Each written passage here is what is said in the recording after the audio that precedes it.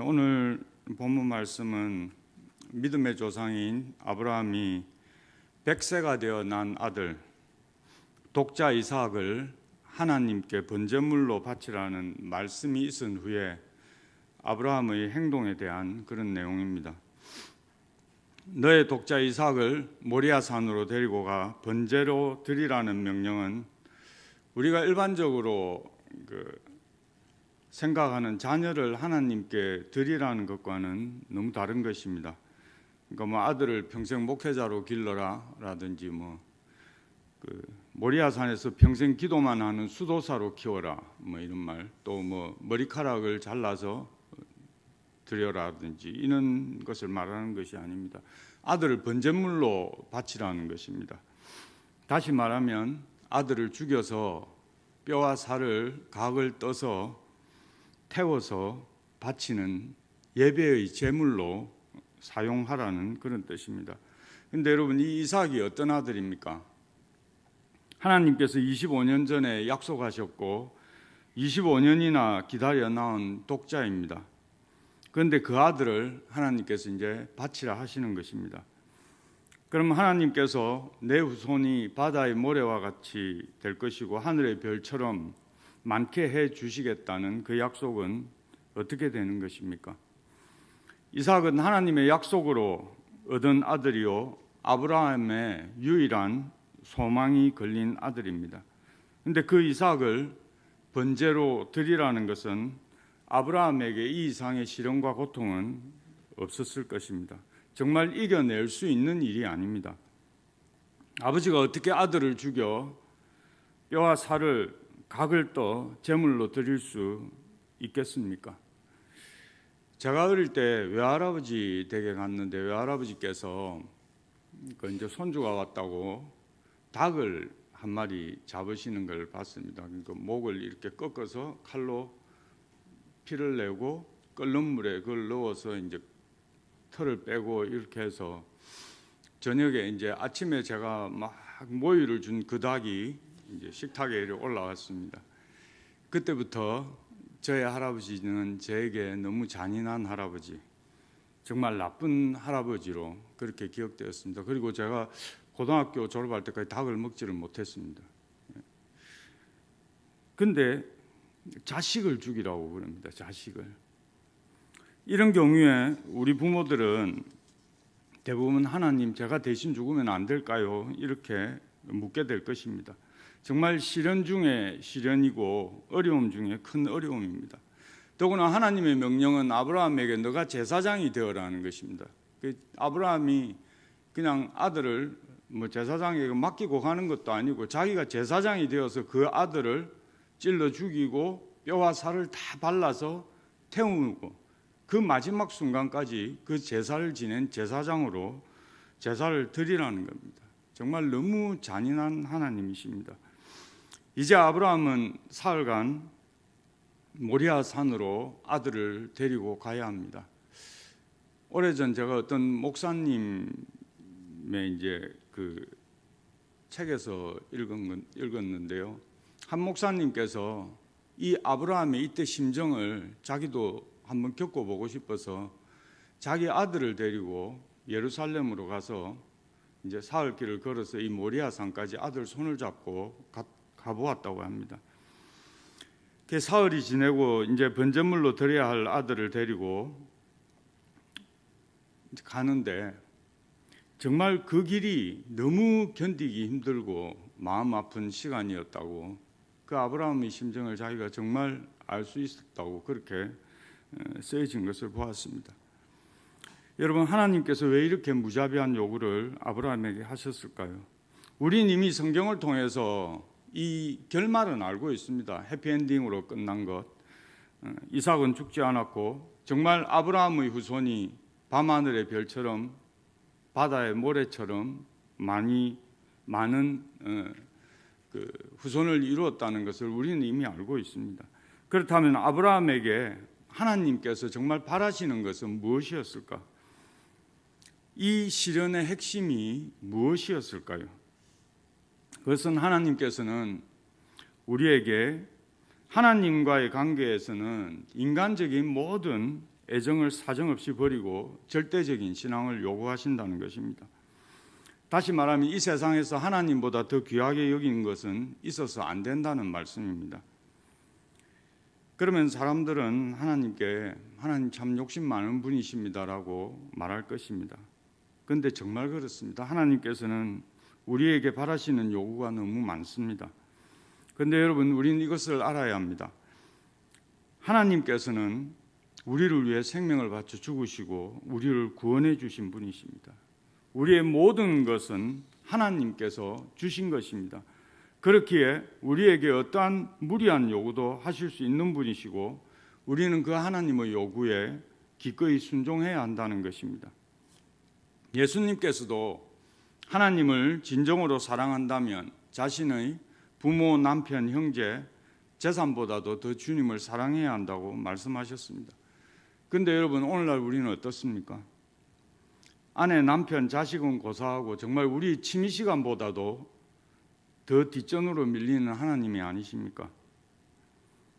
오늘 우리가 하나님에게 나의 가정보다, 나의 물질보다, 나의 자녀보다 주님을 더 사랑합니다라고 고백할 수 있는 사람이 어디 있겠습니까? 정말 아브라함의 믿음은 우리의 믿음과는 너무나 다릅니다. 하나님께 질문하지 않고 하나님께 항변하지 않고 따지지 않는 그런 믿음입니다. 하나님께서 하시는 일에 대한 전혀 의심이 없는 그런 믿음입니다. 지금 하나님께서는 엄청난 자기 모순이 있는 그런 요구를 아브라함에게 한 것입니다. 그래도 아브라함은 변함없이 하나님을 믿습니다. 우리가 우리의 자녀를 하나님께 헌신시킨다고 드린다고 하는 의미를 바로 이 아브라함의 믿음에서 찾아야 할 것입니다. 우리 자녀는 우리가 키울 테니 우리 필요에 따라 적절히 도우심만 주시면 됩니다라는 그런 헌신은 온전한 헌신이라 할 수 없는 것입니다. 하나님께서 하시는 일은 어떤 것이든 올바르다고 믿는 것입니다.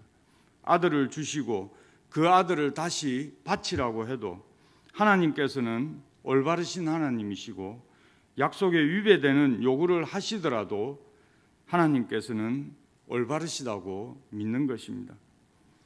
하나님께서는 똑똑하고 분석을 잘하고 따지기를 잘하고 사리 판단이 분명한 사람을 원하시는 것이 아니라 정말 하나님을 무조건 믿는 사람을 원하시는 것입니다. 아브라함이 그랬습니다. 무조건 하나님께 순종합니다. 이 순종은 믿음과 직결됩니다. 하나님께서 말씀하시니 두말할 여지가 없는 것입니다. 이성적 판단이나 경험에서 온 말들이 필요가 없습니다. 하나님께서 아들을 주셨고 그 아들을 통해 세상의 자손들을 별처럼 많이 주신다고 하셨는데 아들을 바치라고 해도 순종하는 것입니다. 이것이 아브라함의 믿음이었습니다. 우리들이 하나님의 말씀에 순종하지 못하는 것은 불신앙 때문입니다. 그래서 주님께서는 순종과 믿음을 한 단어로 쓰셨습니다. 요한복음 3장 16절 말씀입니다. 아들을 믿는 자에게는 영생이 있고 아들에게 순종하지 못하는 자는 영생을 보지 못한다. 아들을 믿는 자는 영생이 있고 아들에게 순종하지 않는 자는 영생을 보지 못한다. 이렇게 말씀하셨습니다. 믿음은 순종입니다. 그리고 순종은 믿음입니다. 예수님께서도 하나님에 대한 우리의 대답은 오직 예밖에 없다고 그렇게 말씀하셨습니다. 비유를 통해 말씀하셨는데요. 어떤 고을에 두 아들이 있는데 큰 아들은 밭에 나가 일하라는 그런 아버지의 말을 듣고 예라고 대답을 하고 놀러 가버렸습니다. 그런데 작은 아들은 아니요라고 대답은 했지만 일을 하러 갔습니다. 어떤 아들이 순종하는 아들인가 물으셨습니다. 두 아들이 다 나쁘지만 그래도 예하고 안 가는 자식보다는 아니요 했지만 순종한 자식이 더 낫다는 말씀입니다. 물론 하나님의 말씀에 대하여 예하고 순종하면 더 말할 필요 없이 좋은 자녀일 것입니다. 이 말씀은 순종은 예 하고 대답하는 데서 끝나는 것이 아니라 아브라함처럼 예라고 대답한 뒤 이를 실천에 옮길 때 인정이 된다는 말씀입니다. 아브라함은 이처럼 부당한 하나님의 요구에 대해 일체 항의하지를 않습니다. 기도도 하지 않습니다. 한번 봐달라고 말씀하지도 않습니다. 다른 것을 드리겠다고도 하지 않습니다. 명령을 거두어 달라고도 하지 않습니다. 처음 약속과 다른 약속이라고 떼쓰지도 않습니다. 아내나 이삭에게 의논하지도 않습니다. 그냥 하나님의 명령에 순종하는데 머뭇거림이 전혀 없습니다. 아침 일찍 그는 제물로 지정된 사랑하는 아들 이삭을 데리고 모리아 산으로 갑니다. 다른 곳으로 도망갈 생각이 추호도 없습니다. 오직 순종뿐입니다. 그는 이 세상의 모든 것보다 재산, 그보다 더 귀한 가정, 그보다 더 귀한 아내, 그리고 100번이고 1000번이고 대신 죽을 수 있는 그 귀하고 귀한 자녀보다 하나님을 더 사랑했습니다. 오늘 제가 전하고 싶은 말씀의 핵심이 이것입니다. 우리에겐 하나님을 더 깊이 사랑하고 신뢰하는 것이 우선입니다. 우리의 자녀를 아끼고 사랑하는 것보다 더 하나님을 신뢰하고 사랑해야 합니다. 하나님을 사랑하는 것이 자녀를 키우고 가정을 이루는 우리에게 가장 소중한 것입니다. 그래야 믿음과 순종의 삶을 후손들에게 남길 수 있기 때문입니다.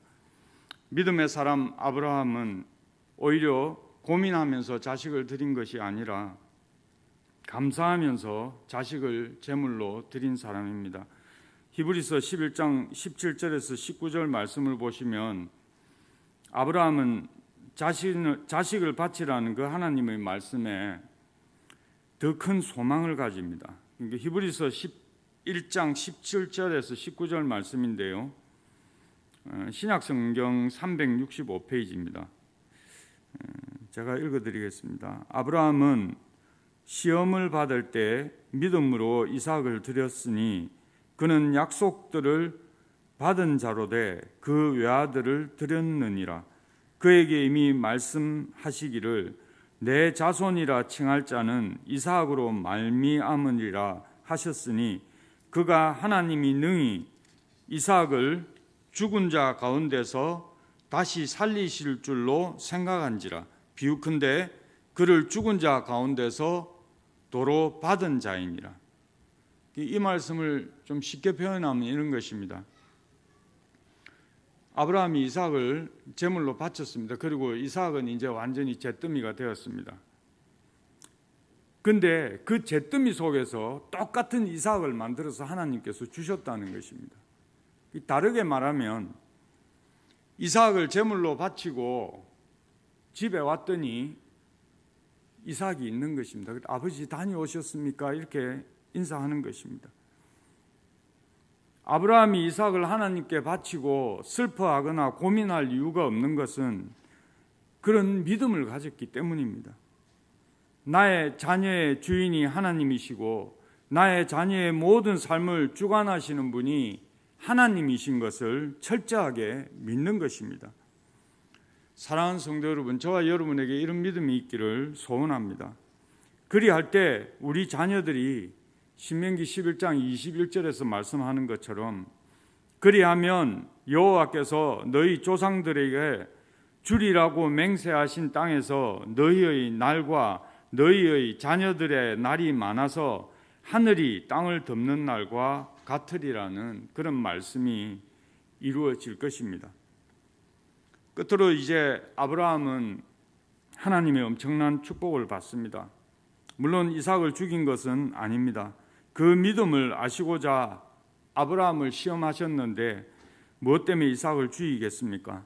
하나님께서는 아브라함에게 너가 이제 나를 경외하는 줄 알았다. 그렇게 말씀하시면서 다시는 아브라함에게 이제 믿음의 테스트를 하지 않습니다. 그리고 하나님께서 그동안 아브라함에게 약속하셨던 모든 축복을 주시기 시작합니다.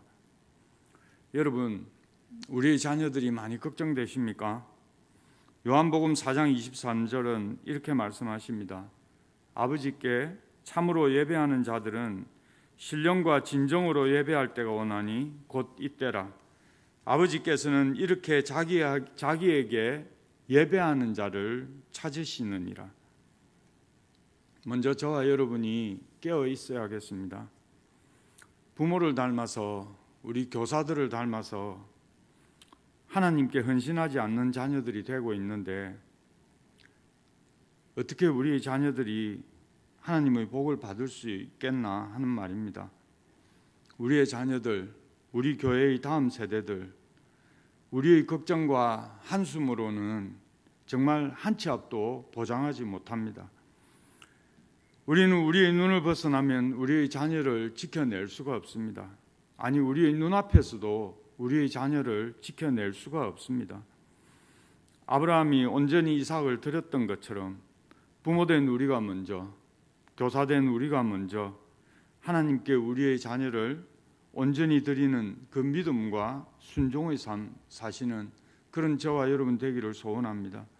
그리야 할 때 우리의 자녀들은 하나님께서 기뻐하시는 일이면 무엇이든지 정말 기쁘고 즐겁게 달려나가는 그런 하나님께 드려진 믿음과 순종의 자녀들이 될 것입니다.